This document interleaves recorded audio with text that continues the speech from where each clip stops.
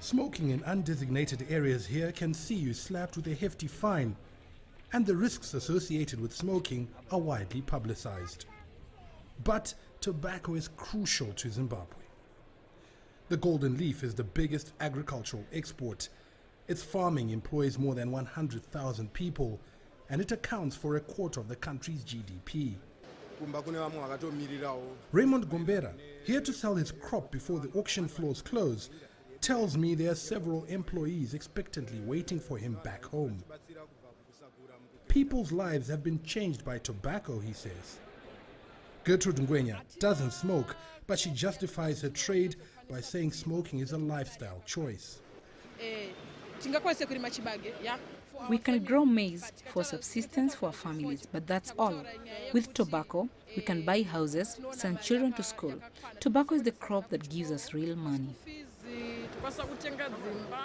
Zimbabwe is fighting a Canadian-sponsored campaign to ban tobacco products through the World Health Organization Framework Convention on Tobacco Control.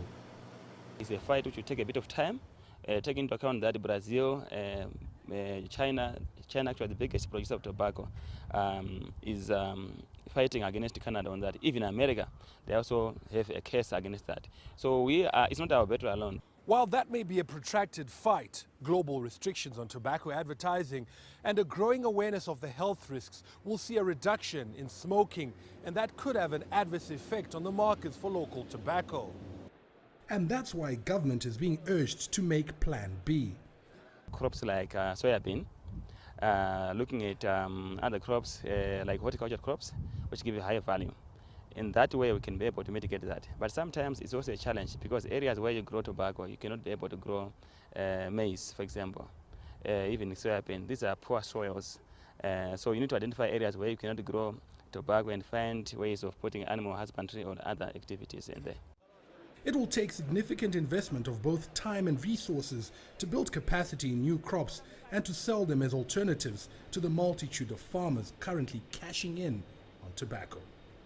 Farai Mwakutua, CCTV, Harare, Zimbabwe.